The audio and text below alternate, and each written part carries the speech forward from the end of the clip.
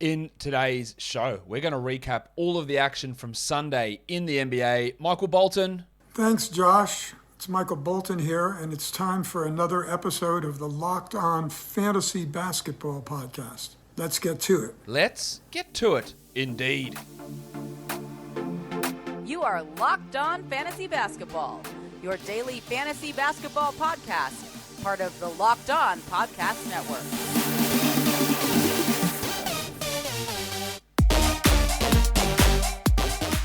Hello and welcome to the Locked On Fantasy Basketball Podcast, brought to you by Basketball Monster. My name is Josh Lloyd and I am the lead fantasy analyst at basketballmonster.com and at Yahoo Sports Australia. And you can find me on Twitter as always, at redrock_Beeble, and on Instagram at Locked On Fantasy Basketball. Today's episode is brought to you by PrizePicks.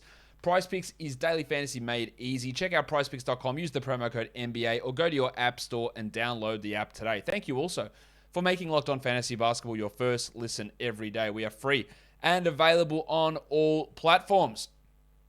Let's get to some news.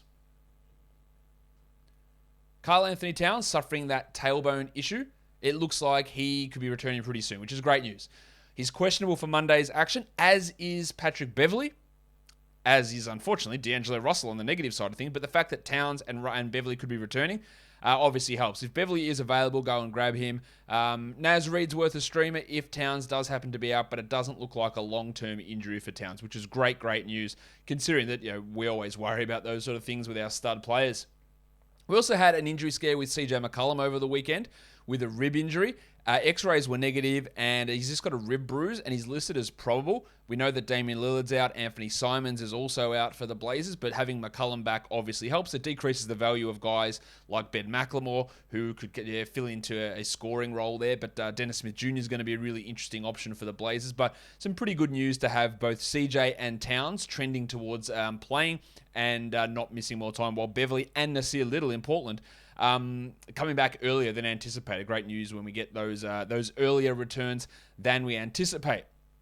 I was going to do an I Request elaboration today, but I've noticed a few people not necessarily enjoying those segments, and they do take time. Like they're like a 6 or 7 minute segment usually, and it takes me way longer than that to prepare. But when I look at it, I go, I'm not sure whether this is actually providing value in this sort of a setting. So at this point, I'm putting those segments on hold.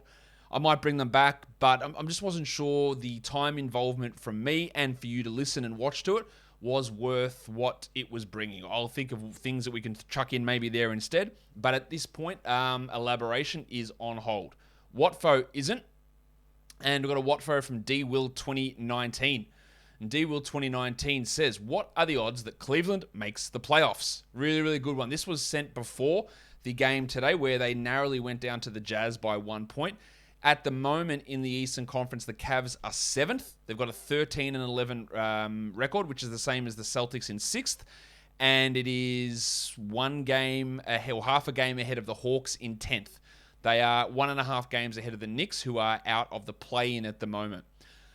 I think if you look at the teams ahead of them, the Nets, the Bulls, the Bucks, the Heat, I think all of those teams are going to be ahead of Cleveland. But the other teams ahead of them are the Celtics and the Wizards. I think the Cavs are going to be better than the Wizards somehow. I think the Cavs have a chance to be better than the Celtics, although looking behind them, the Sixers, the Hawks, and the Hornets can all come up, as can the Knicks. So it is going to be tough. I think the Cavs are probably going to finish in the 7 to 10 range and then have a chance at the play-in. I've given them a 53% chance of making the playoffs. They don't have to make the playoffs outright. They just have to make it into the final 8. So they can get in through the play-in. So I'm giving them a 53% chance of making the playoffs, which I never, ever thought I would do at the beginning of the season. But the bloke pictured there, Darius Garland's playing out of his mind. Evan Mobley is great. Jarrett Allen is playing amazingly. Kevin Love in his role. Ricky Rubio in his role. Really doing some good stuff despite the absence of Colin Sexton. Some might say because of the absence of Colin Sexton, these guys are playing much better. But maybe that wouldn't be me that would say that. Some may. That's where we sit. So drop what do you think about the Cavs making the playoffs? But also drop your Watfo for the next show. Drop that down below in the comments here.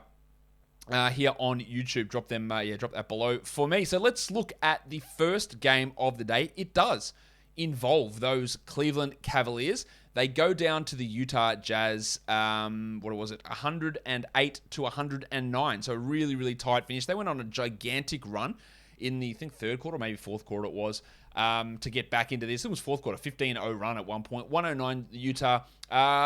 Let's talk about Rudy Gobert. Rudy Gobert. Rudy Gobert.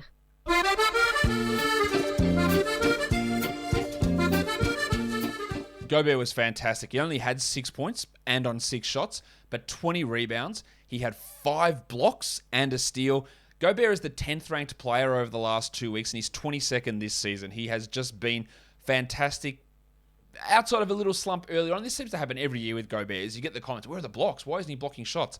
And then he just comes in and goes bananas, which is basically what he's doing at the moment. Don Mitchell was great, 35.6 assists and 4 threes, while Conley, really solid, 11 points, but added 6 assists, had 3 threes, had 4 steals. Conley's the 45th ranked player over the last 2 weeks. He's 52nd this season. There are literally dickheads out there that dropped him. And I apologize if you are one of those dickheads, but it was a dumb move. I don't understand why he did it. I know he sat it back-to-back, but man, he's got to be held. Rudy Gay, really solid from Rudy. 15 points, 8 rebounds, 3 threes. Extra minutes because Hassan Whiteside was out, so they played him at the backup 5, and I think that's almost his best position at this point. His presence, though, has really impacted Joe Ingles and Jordan Clarkson. I don't think that Ingles or Clarkson are 12-team league guys. Ingles, I'm certain about. Clarkson, I know he's rostered in basically every league. I don't know why. He's the 178th ranked player this year. He's 201st over the last 2 weeks. His scoring can be useful, but with Gay coming in, his usage has dropped. His efficiency's in the toilet. It has been for basically a whole season now. Start of last year was great. Second half, he was bad. I don't think there's any point in holding him outside of like streaming in for points and threes. He might fit exactly what you want to do, and in your specific punt categories, he makes sense as the 100th best player. That might be true. But as a general overwhelming thing or overruling sentiment on Clarkson, he's not must roster. Dig in, see if it makes complete sense for what you're trying to do. But yeah, there are guys where I go Conley and go, well, it doesn't depend on your punt build. It doesn't depend on any of this shit. Like, he's must roster. Clarkson is not that. It is very dependent on what your team looks like as to whether you hold him. Royce O'Neal, 37 minutes for old Basmati. 12 points with 4 threes and 6 rebounds. Solid production across the board. He's top 100 somehow over the past 2 weeks. I don't necessarily believe that he is a 100% must roster guy, but those numbers would tell me that he is. So if you want him, have him. I think he's going to be that guy that's, when it comes fantasy playoffs time, has the value, because at fantasy playoffs time, you're not playing for upside, you're not playing for hopes of trades or injuries or any shit like that. You're just going, who's going to give me the numbers right now? And that's who O'Neal is. But now when I look at him, the upside's limited. So if I want to just cycle through guys to try and hit on a top 50, top 60 guy, then he becomes expendable in that sort of situation. 16 points for Bogdanovic, but not a lot else going on there. While for the Cavs, Darius Garland was great. 31 points, 5 threes, 5 assists, 4 steals, and a block. He is, hold on to your dicks, the 11th ranked player over the last 2 weeks. He is now 25th for the season. I think he's a top 20 player rest of the year. The usage is up. His efficiency's good. He's getting steals. He's hitting threes. His assists are fantastic. I really love him. I think he's a great player. Jarrett Allen. He's been amazing. 17 and 10, 2 steals, 2 blocks, and did it without shooting 80% from the field, 58%. Usage remains really high for Allen. 20% for Jarrett Allen's a huge number. I was a big fan of Jarrett Allen in Brooklyn. It was ridiculous to me that DeAndre Jordan played over him. I lost a little bit of steam on how much I love Jarrett Allen heading into this season. But he's proven me wrong on that. Like, he's back to the guy that I thought he could be maybe 2 years ago. He looks fantastic. And Mobley, again, just really being strong. 14 and 12, a triple one. Only 38% shooting, so it could have been a better night from him. He's a top 50 player this season. Comfortably the best rookie in the NBA for fantasy and for real life purposes in my mind. While Isaac Okoro had 6 points. He hit 2 threes, that's great, but he is only like a 20-team fantasy guy. Struggle from Larry Markkinen, 35 minutes, 9 points. We still hold him, while Kevin Love, he was playing at such an insane rate that there was going to be a drop-off, and it came pretty hard. That's what she said. 3 points in 19 minutes with a 3 on 17% shooting for Kevin Love. Yeah, I understand holding him, but it is always hard for me to look at a bloke playing 21 minutes and think that they're must roster, because it's very easy for shit to go wrong in those limited minutes. The Discman played 21 minutes, 11 points for C.D. Osman. 2 threes, 4 assists, and 2 steals for him. I think he's got maybe some value as a 12-team league guy, Osman, but it's more streaming versus must roster. But good to see him put up a really, really positive performance like that. And it's going to be also good for me to tell you about PrizePicks, because PrizePicks is what DFS should be. It is daily fantasy made easy. PrizePicks is the best NBA DFS prop game on the market. Not like those other NBA DFS prop guys. They're all frauds. PrizePicks has all the superstars, plus the bench guys that only get a handful of minutes. Any prop you can think of, points, assists, steals, threes, blocks, whatever it is, PrizePicks have it. So go sign up, use the code NBA, get 100% match deposit bonus up to $100, and it's easy. You pick between 2 to 5 players, you just go over under on their prop, add them together, and you can win up to 10 times your entry. And it doesn't just have to be basketball. You can throw multiple sports into the one entry. Entries are easy, under 60 seconds. Withdrawals and payouts are fast, super reliable as well. So don't hesitate. Head to prizepicks.com or download the app and use that code NBA. PrizePicks is daily fantasy made easy. This is a familiar problem. We all suffer it. We watch our sports live on one device. And then we've got to log into something else to watch our on-demand favorites. And then we've got highlights that we watch on our phone. And not to mention our neighbors log in for the other stuff. What an absolute joke this is. Well, I want to tell you about a great way to get all of the shows you love in one place and finally get your TV together. It's called Direct TV Stream. And it brings your live TV and on-demand favorites together like never before. So you can watch your favorite shows, sports, and movies all in one place. That means no more juggling remotes and no need to buy another device ever again. The best part? There is no annual contract. So get rid of the clutter and the confusion and get your TV together with DirecTV Stream. You can find out more at directtv.com. That's directtv.com. Compatible device required and content varies by package. Let's go to the second game of the day. The Washington Wizards go down to the Raptors 102-90. In the end, it wasn't really even as close as that. The Raptors had this one covered pretty quickly. Early on, the scores here looked pretty rough. So the Raptors get the win. Let's talk Washington first. Kentavious Caldwell-Pope was great. 26 points on 89% shooting. He's almost a top 50 player over the last 2 weeks. I think you have to have him in 12-team leagues. I don't believe in this. Like, this is a hot streak that I don't believe continues. He's 115th for the year, but for now, while he's playing like this and shooting this well and providing points and threes and steals, there's value. I don't think it lasts, though. The future MVP had 9 points, Kyle Kuzma. He had a triple-1 with 7 rebounds and 4 assists. Poor shooting, but okay across-the-board production. Still not a top 100 player this year, and I don't think he's going to get there. In points leagues, a lot more value for Kuz, who had 29 here. While Gafford had really early foul trouble. Still ended with 4 points, 6 boards, and 2 blocks, but only played 15 minutes. A strong hold for me, while Harrell played a lot of those minutes because Gafford got in foul trouble. Now, Harrell's minutes have been well down. He had 6 points. 14 boards is nice, but missed both his free throws.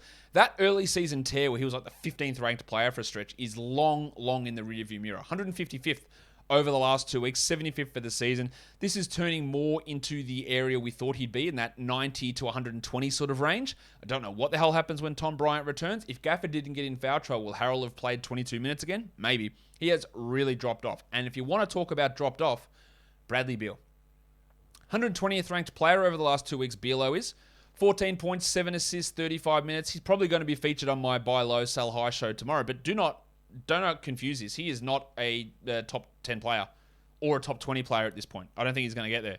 The shooting is just way off. And unbelievably, without Russell Westbrook, his usage is down. Is he just completely pissed off that maybe he secretly did request a trade and they didn't do it? I don't know. I don't know what's going on. He can't hit threes. His free throws were down in this game. He got 7 assists, but everything else is dreadful.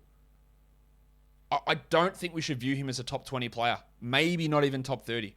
It's really rough. And if you want to talk something that's rougher, Spencer Dinwiddie. 9 points in 31 minutes, 27%. Now, you know that I was well down on Dinwiddie, but I didn't expect this. I think in a 10-team league, Jack Armstrong, warm up those vocal cords, my guy. Get that garbage out of here! In a 12-team league, this dude's the 220th best player over the last 2 weeks. He's sitting back-to-back, so he's not playing tomorrow. Can you do better? Probably. Is it better having Ish Smith or Cody Martin for the week? Yeah, probably. In general, the fact that he's getting 31, 32 a night makes me go, I've got to hold. Something has to click. But he's been terrible. The fact that he doesn't hit threes, no rebounds, the usage is down, the overall efficiency is off. These are all the problems I had with him heading into the season. And somehow they've gotten worse. It's a real worry. Denny Avdia struggled, 0 points in 16 minutes. While Davis Bertans had a good game over the weekend, but back to old Davis Bertans. Well, not old Davis Bertans. Back to new old Davis Bertans. 2 points in 14 minutes on 14% shooting. For the Raps, Siakam was great, 31 points in 36 minutes with 6 rebounds. While the big sneeze, Precious Achiuwa, one of his better games, 10 and 14, 31 minutes. Someone asked me on the pregame show, Josh, why are you so high on Achiuwa now? Like, this is what I always said. Like, I'm not. I don't think that he is a particularly good player. I don't think that he's a long-term guy that we need to get excited about.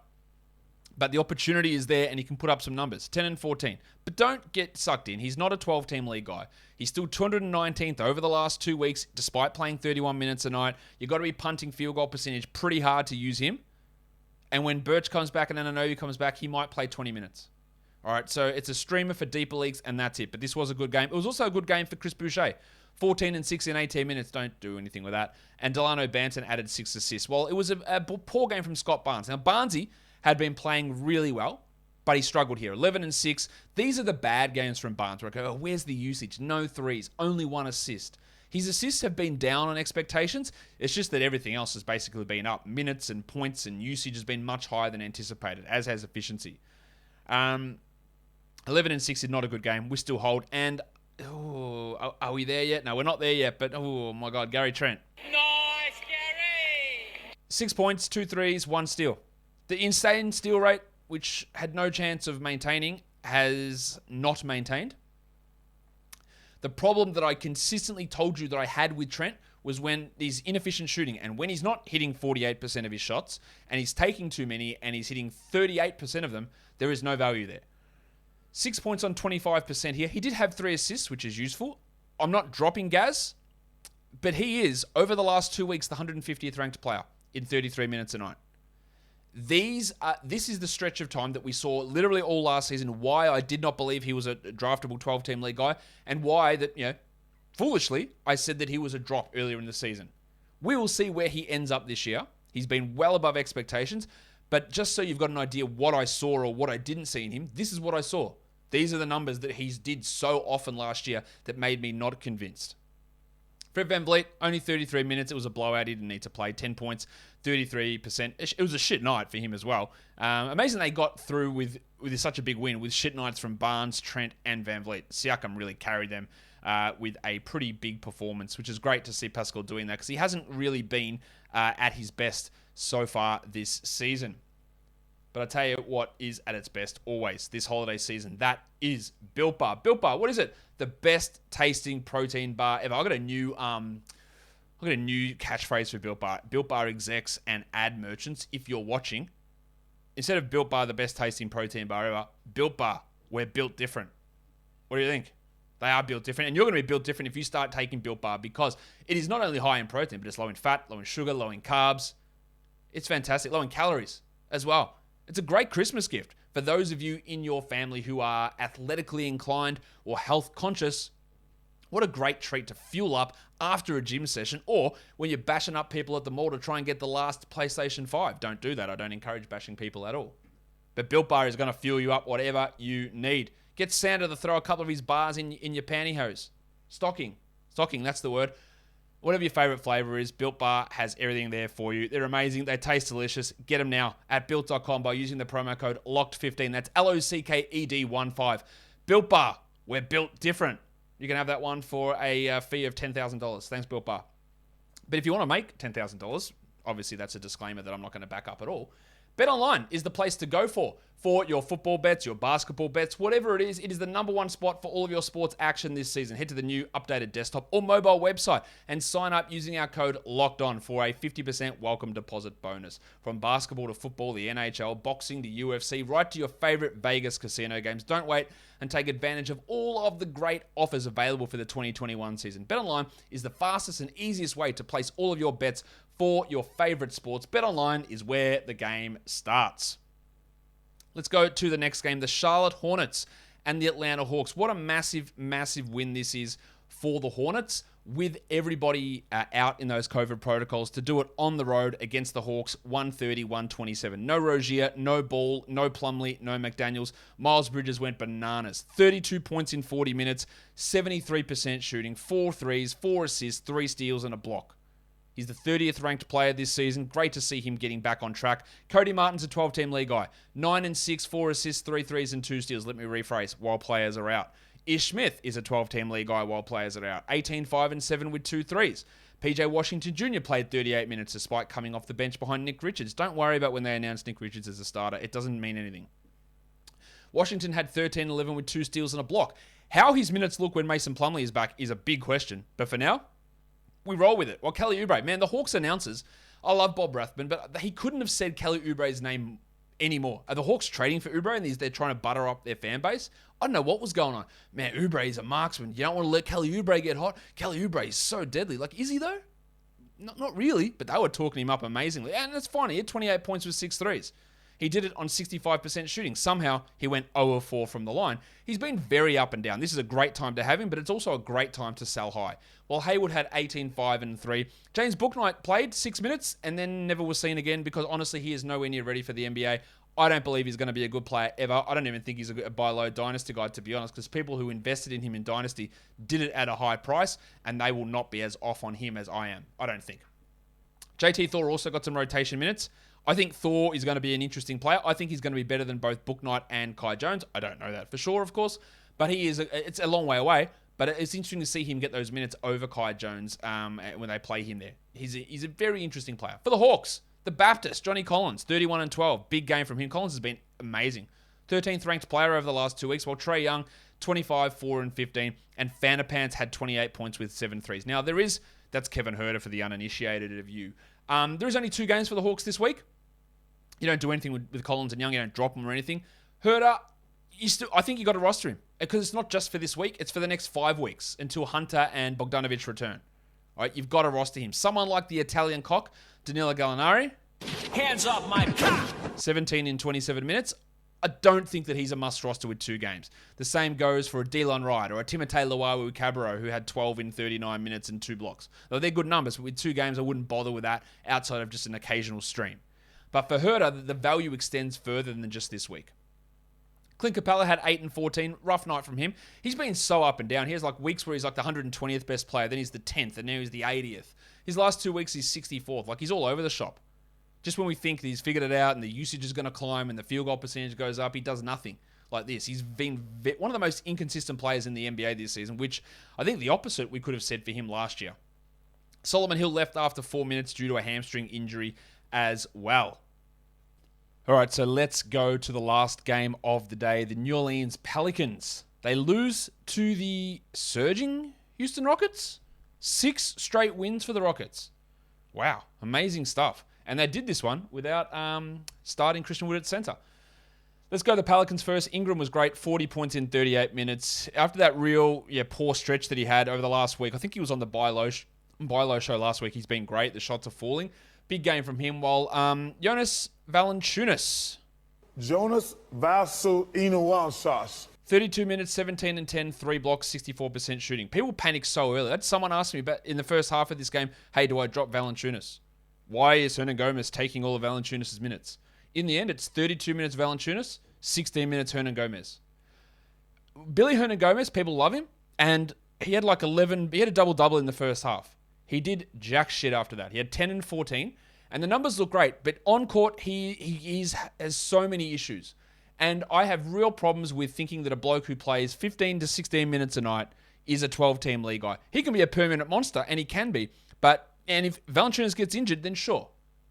Right, but this is a guy that over the course of his career can put up numbers, but can be a real liability offensively and defensively at times with his inability to shoot and poor passing. He's like a Marvin Bagley type contributor, just points and rebounds. And that looks flashy and it looks big. 10 and 14 looks good. The 2 steals are nice.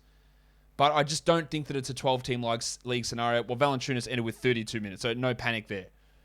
Herbalife Jones, only the 22 minutes, but had 3 blocks and a steal. He fouled out, hence the low minutes. While Garrett Temple, I don't know why this bloke keeps getting minutes. 5 points in 32 minutes. He just looks atrocious out there. He should not be playing at all, let alone starting. While Devontae Graham, speaking of looking atrocious, 9 points with 3 threes, 23% shooting.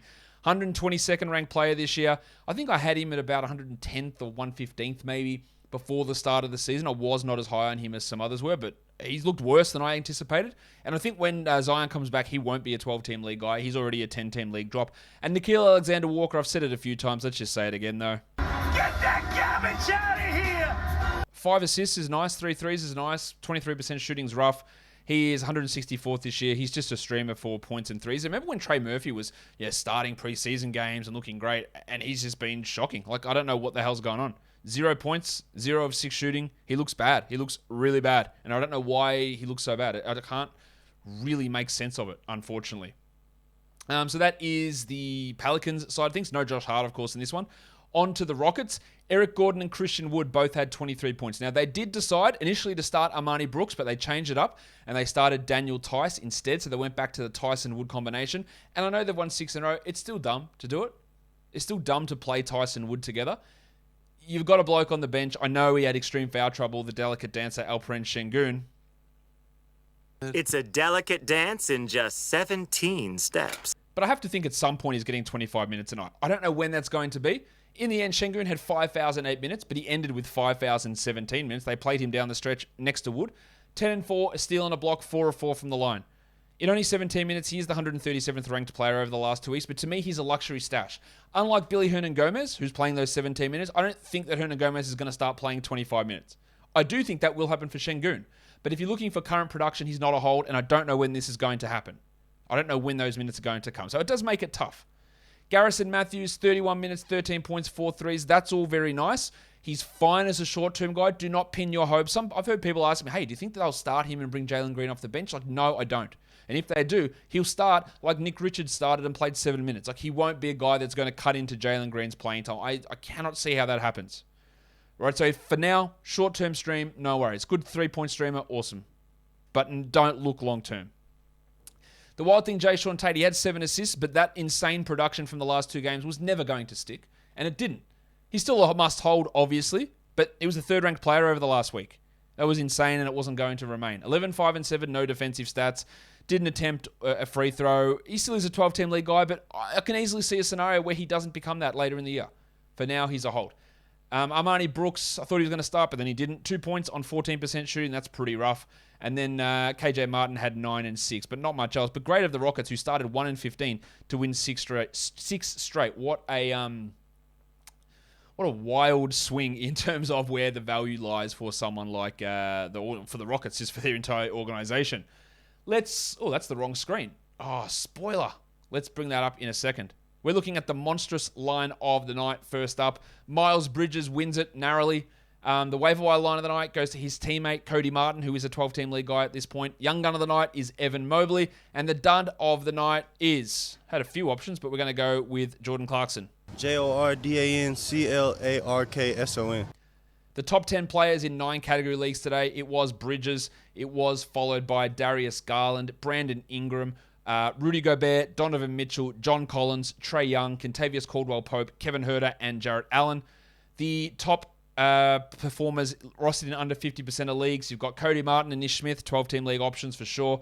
Eric Gordon and Rudy Gay, more 14-team league guys. Precious Achiuwa, more 14 to 16. Chetty Osman's a 12-team streamer. Timothé Luwawu-Cabarrot, not interested. Dylan Gallinari, streamer.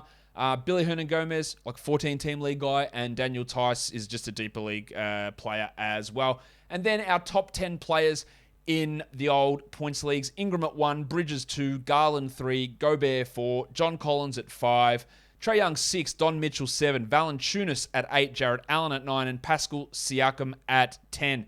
Guys, that will do it for us today. Don't forget to follow this podcast on Apple Podcasts, Google Podcasts, Stitcher, Spotify, and on the old Odyssey app. If you're here on YouTube, drop a Watfo below, give it a thumbs up, leave a comment, and subscribe. Guys, we are done here. Thank you so much for listening, everyone. See ya.